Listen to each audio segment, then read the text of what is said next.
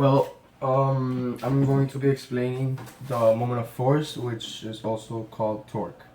So the first thing that you need to know is that the formula for torque is equal to force applied times the perpendicular distance to the place where the force is applied. So in reality, you can simply ignore this. Pretend this is not there. And simply, if they give you a force and they give you a distance, you know that your torque is equal to, you multiply the number that they give you for the force times the number they give you for the distance. So make sure you remember this formula, write it down, and because you're gonna need it.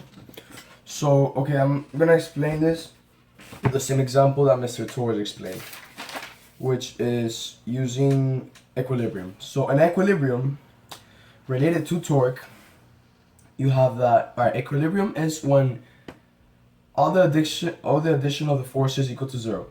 So in this case, this symbol, by the way, it means the addition of everything.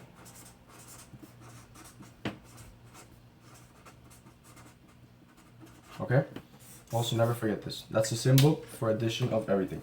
So in this case, we have the addition of the torque clockwise has to be equal to the addition of the torque counterclockwise. Because remember that torque is going to be in a circular motion. So in this case, we have the sube y baja, that's how I call it in Spanish, I don't know what it's called in English. Okay, so in this case, this way will be clockwise. In this case, it will be counterclockwise. So we have that the torque going this way and the torque going this way have to be equal in order to exist an equilibrium. Yes? Okay. Well, we're gonna actually, let me pause it for a second. Okay, so I think we can already start with an example. Okay, I think this is pretty good. Let me see how it looks in the camera. Yeah, I can write on here. Okay, so let's have the same example. We have the sube y baja here. Okay? We know that torque is equal to the force times the distance. Do you agree? Hopefully you do. That's the formula. So, alright, let's pretend we have a ball here. And we have a ball here with a mass of 2 kilograms and 2 kilograms.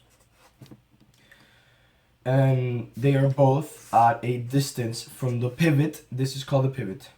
Pivot is the center where the equilibrium happens. This is where the, pivot. This is the point of, how did he describe it? For example, in the door, you open it this way. So the pivot is here because this whole part can move like this, but this will always stay. So the door can go all the way like this, but this will always stay. So in this case, this is the pivot because you can go down or up at this side, or it can go down and up in this side, but this will never move. Okay? So, alright. Resumiendo where we were. 2 kilograms, 2 kilograms. Let's call this A. Let's call this B. And let's say that these are both 5 meters apart from the pivot. In this case, let's apply this. Torque A of this will be force. Now, this is a tricky part. In this case, we're dealing with gravity because we're dealing with mass, 2 kilograms. This is pushing down. So in this case, the force here, part of the formula, we cannot assume that the force is 2. Why not? We have to assume the force because this is a mass, this is not a force. How do we find the force for this? Force in this case will be the mass times acceleration due to gravity. Acceleration due to gravity is 9.8 meters per second squared. Remember that this is the same as doing this. Okay? Wait, just kidding. It's the same as doing this. So in order to find the force of gravity that this ball, which is 2 kilograms in mass, has on this thing, we would do hello, I'm sorry, my video cut off, so I've actually done it cut like 5 minutes, so I'm just gonna redo it. This is where I left off. In order, you have the mass and you have the force, the acceleration due to gravity, which is 9.8. this is supposed to be multiplying. So in order to find the force of gravity that this has on this, you multiply 2, which is the mass, times acceleration due to gravity, which is 9.8, you get 19.6. So from there, I went here to this new paper. I drew it again. I restated what I know, my data, which is 2 kilograms, 2 kilograms, 5 meters, 5 meters, 19.6, 19.6, which is the force of gravity. So now we find the torque. Torque, remember the formula is force times distance. In this case, 19.6, which we found up here, times 5, which is the distance. Our torque would be 98. Let me see if it's recorded. Yes, it's recorded. Okay. In this case, our torque 98 and our torque 98. In this case, remember what we stated in the first paper, which is here, that in order to have equilibrium, the sum of the torques, in order to have an equilibrium, the force of the torque going clockwise, in this case like this, and counterclockwise, in this case going like this, have to be equal. In this case, our torques are equal, so we have an equilibrium. Now, this is what's happening. In our I can write on the other side. Let's use the same example with el sube y baja. Let's do one here.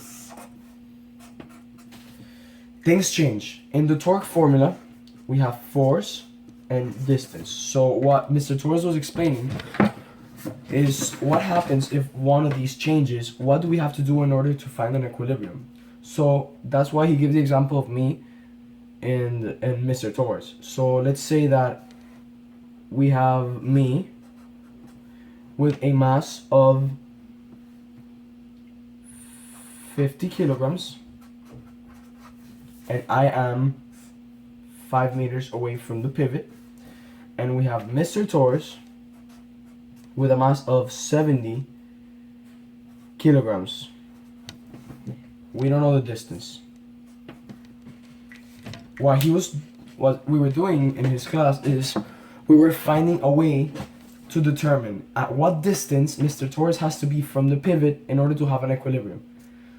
Therefore, we know that equilibrium clockwise has to be the same as counterclockwise. Do you agree? I hope you do. So in this case, we know that, let's call me A and let's call Mr. Torres B. Let's say that A, what's the torque? Torque is force times distance. My torque would be my force, which is 50 times 9.8 times the distance, 5 meters. We do this in this calculator. We have 50 times 9.8. Okay, 50 times 9.8 is 490 times 5 is 2450. Yes, so now we have that our counterclockwise, which we know, has to be equal to our clockwise. Therefore, we put here counterclockwise 245. This is me, this is A, and this is Mr. Torres B. Alright? Here we know Mr. Torres' mass. And knowing the mass, we can know the force. So we're gonna do it right here on the side. B, force. We know that it's 70 times 9.8. We do 70 times 9.8. 686. This is the force. So we know his force. However, we do not know the distance, and they have to be equal to each other. So we set them equal to each other. 2450. In this case, we do know the torque. In this case, we don't know the torque, but we know the force. So we put it 686, and I can put X. You can put D for distance. All right, let's call it D. So we know that 2450 is equal to 686D. How do we find D? We divide both sides, 686, we do this in our calculator, 2450 divided by 686, we have that D is equal to 3.5 7. So this number, what does this number mean? This number means that in order to have an equilibrium, Mr. Torres, having a mass of 70 kilograms, would have to be 3.57 meters away from the pivot, as opposed to 5, right? We know that the closer you are to the pivot, the more force you need. Therefore, this is true because the closer, okay, 3.57 is closer than 5 to the pivot. So in order to have an equilibrium, this Mr. Torres needs to be closer, but he has a bigger mass. So you play around with the numbers. The more mass, the more force, the distance, and yeah, and that's it. We can do, let's do another example. Let's do it using the same exact thing. Now we have that, we have 2 balls of 5 kilograms each. Actually, no. Okay, we have a ball of 5 kilograms and we have a ball of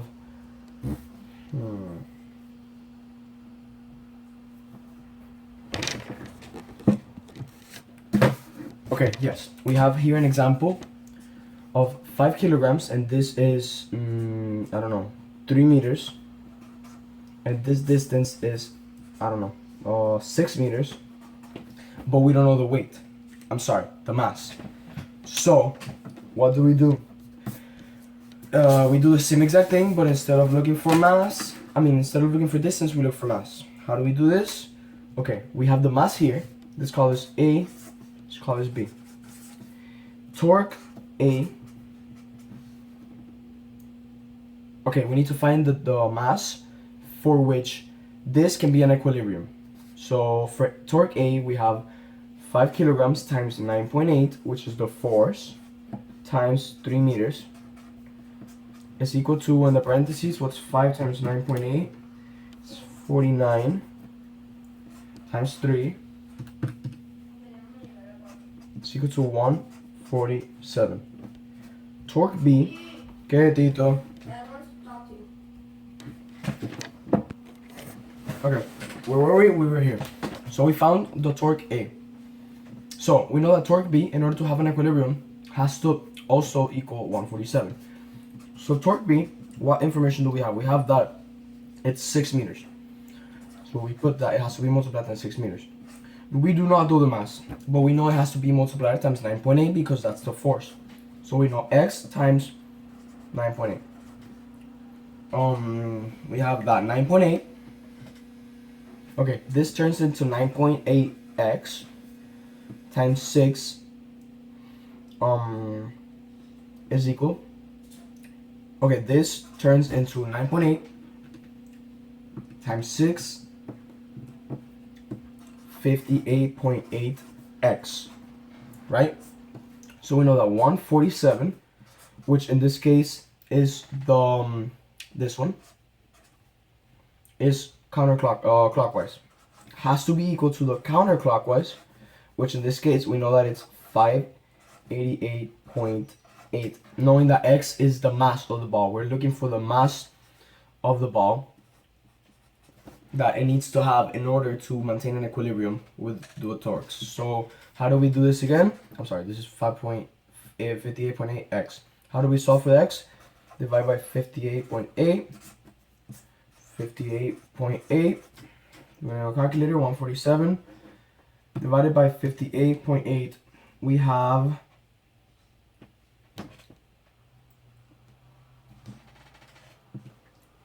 that 2.5 is equal to x. So this means that this ball being at 6 meters and this ball being at 3 meters, this one being 5 kilograms, in order to have an equilibrium, this ball needs to have a mass of 2.5. We can prove it. You grab your calculator, you do 2.5 times 9.8 times 6, you should get 147. You got 5 times 9.8, and then you multiply that times 3, you should get 147. Let me see if there's anything else I should go over. Well, he did an example of having the same thing. Okay, he also did an example of the same thing. Having a big box here and two small boxes here. Let's call this A, let's call this B and C, I believe. So, okay, let's say that this is at a distance of 5. Actually, distance of 10. Let's say this is at a distance of 5. And this longer one, B, is at a distance of 7. So, we know that this, for example, has a mass of 5, and this has a mass of, I don't know, 6. So, knowing that this box has to be at 10, what has to be the mass of A in order to be in an equilibrium in this system? So, what we need to do in this case is find the torque of this, but we need to find the torque for each of the single boxes and then add them together. So, okay, this is the same thing. So let's do torque of B is equal to force, which in this case is, again, mass times 9.8, so 6 times 9.8 times the distance, 7, is equal to, alright, 6 times 9.8 times 7 is equal to 4,116. Let's do torque C. Mass is 5 times 9.8 times the distance, which is 5. So 5 times 9.8 times 5, 245. So on this side of the pivot, this is the pivot, remember, we add them together. So we have 245 plus 411.6. We know that the torque in this side is 656.6. And then all we need to do is, alright, in this case, this is counterclockwise. This case, it's clockwise. All we need to do is, again, set them equal to each other. 656.6, which is counterclockwise, is equal to the counterclockwise, which is, we know, has to be at a distance of 10. And we need to find the mass. So all we do is x is the mass. We don't know what we're finding it. Times 9.8 times 10. Correct? This becomes 9.8 x times 10 is just 9.8 times 10, 98. This becomes 98x is equal to 656.6. How do we solve for x? Divide by 98. Divide by 98. 656.6 divided by 98 means that the box, this big box, has to have a mass of 6.7 kilograms in order to maintain an equilibrium. We can prove it. Alright, we found this. This is the torque on this side. This is the torque on this side.